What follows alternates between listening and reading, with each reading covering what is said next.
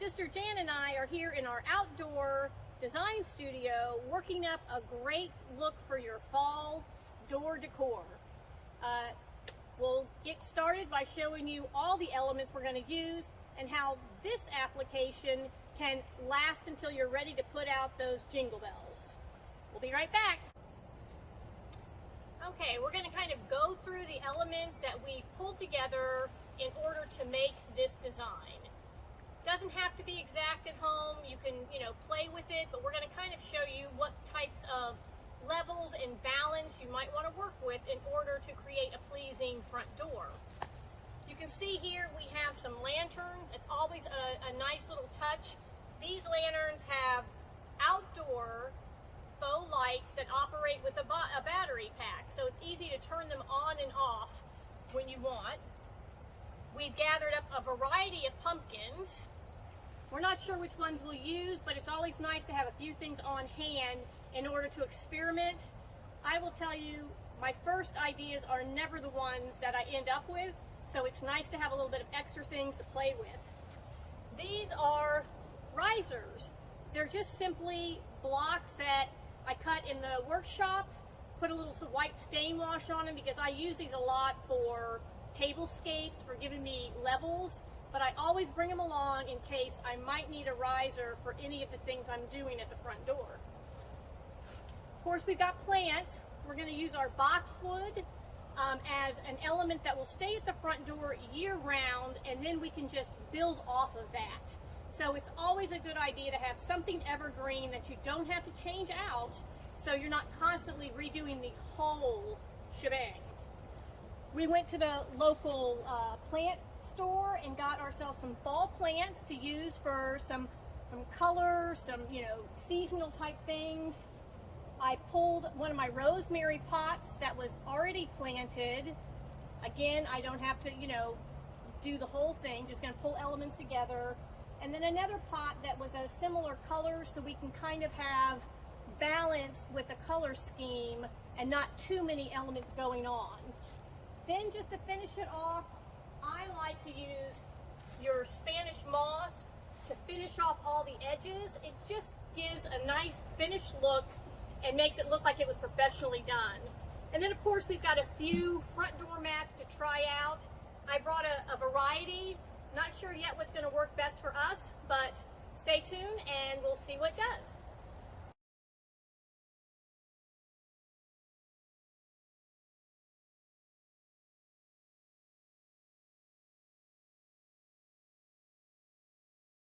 Okay, we're back, and as you can see, I've got some nice fall flowers that we picked up at the local flower shop. I picked pansies because these pansies will go all the way through spring.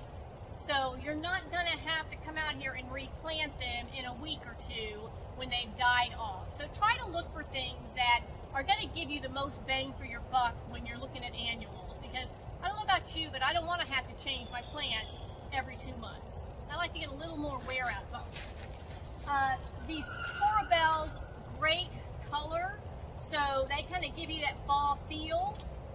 And then these smaller little ones, all of these also are going to be basically year-round. Now, if you have a front door that has no cover and it's going to get blazing sun, these may not work for you, but there are plenty of things that will. So if you're not sure, either get online and Google it or talk to your local nursery and they'll be able to help you find the right plants to use. So I typically, when I'm doing this, I leave them in their pots and I start moving them around because if I start planting them, I may change my mind. Just a little trowel. If you don't have a trowel, a big spoon would do. I've got myself a little pot of potting soil and we're going to get busy planting these plants. Got my garden gloves, but I'll be honest with you, I don't use them most often. Typically I'm just sticking my hands right in the dirt, much to my husband's chagrin, but it all washes off.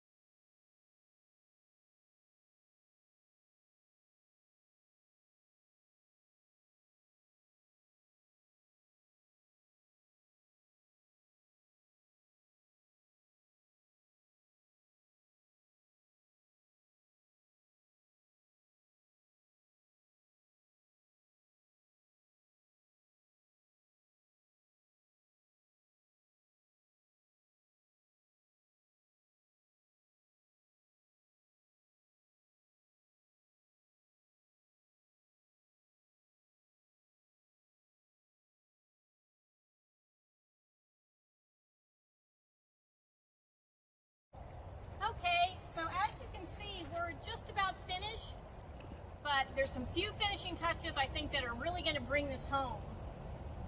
Bother me a little bit because they're kind of flat. So the thing I talked to you about before are levels. Let's see if we can't get a better grouping of these by using one of our blocks.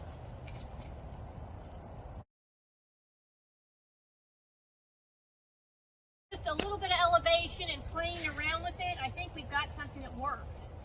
What's going to make it look even better is we're going to moss around it, so everything will look nestled and we'll hide this block and no one will even know it's there.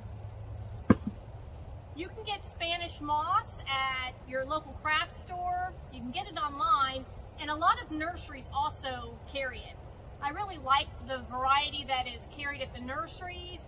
It's not quite as brittle as the ones that you get pre-packaged from the craft stores, but whatever you have works. So I'm just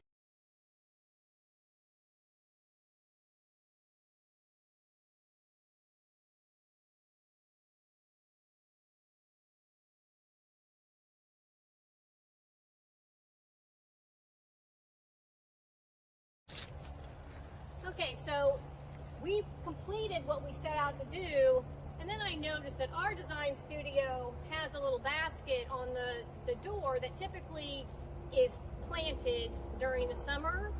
So if you have something like this or want to add another element to your door, here's what you can do.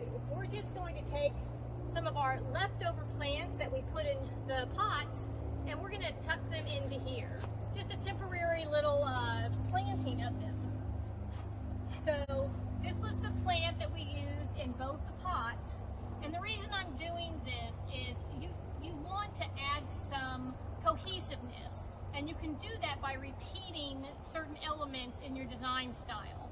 So I'm just going to nestle this right into the little basket, and of course we'll moss around it.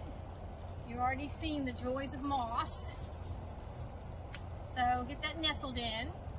And then we're going to I took a couple of the pansies and I planted them in one of the pots that we took the other plants out of, just to make a little temporary pot for them.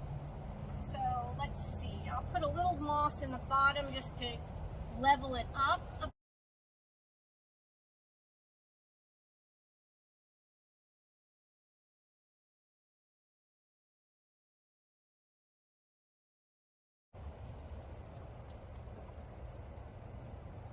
There you have it. So we are pulling the same flower combinations from our pots, giving this all a very cohesive look. The last bit of the design will be to put down some sort of a welcome mat. Now, of course, that's going to vary depending on what your situation is. Do you have a covered front porch? Then you can use all kinds of great mats. If you're in an outdoor space, of course, you're going to have to use something that's going to work in the elements. So we'll just throw down a few things and look at a couple different styles that can take this look and just bring it to the next level. Stay tuned.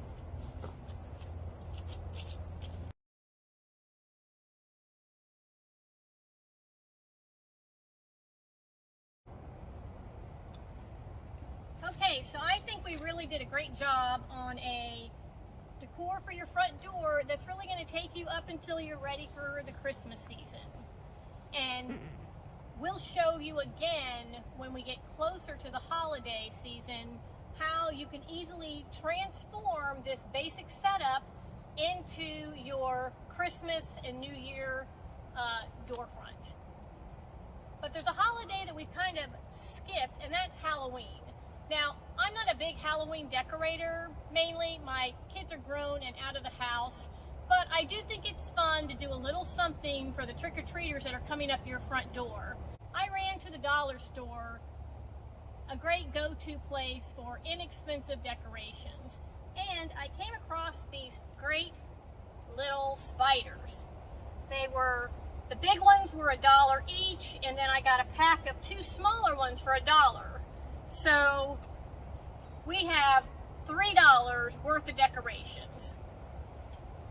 Now I was thinking they could come crawling over these pumpkins here And you could just really just set them in place wherever you think that would look good. So maybe you have another one kind of coming up the top. It's coming for you. Let's hang one off of this pot. So we've got to figure out how we're going to hang them. Well, in my to-go box, I always have some floral wire. And the floral wire was sitting right here. And I don't know where it, oh, here it is. So just simple floral wire, because it's always good to attach things. So I am just going to wrap this around the spider, his stomach, and I'm going to turn him into a pick. Just going to twist it on the underneath. Now I can stick this into the dirt, and it allows me to bend it so he can crawl right down this pot. So you might have to play a little bit with the design of it if you want him coming out more. So there, we have that. And there's his young going after him. So we've got the 3 over here, but I do want to give a little balance to this side.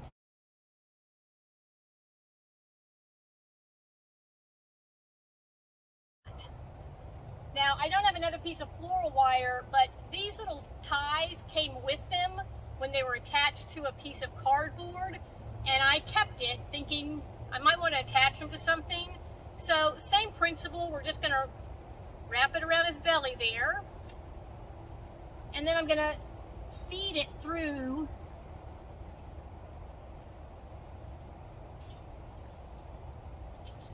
grab it on the other side, and immediately just twist it. And that's going to allow my spider to be attached. So I think that's just a fun little thing you can do. So your front door is ready for those trick-or-treaters. At night, you're going to turn on these nice lanterns. And for Halloween, you could even drape or add a couple extra scary lights or something. But I think this is going to be a great look that's going to take you through from October all the way through to the beginning of December. Stay tuned for our December looks where we bring you your holiday perfect door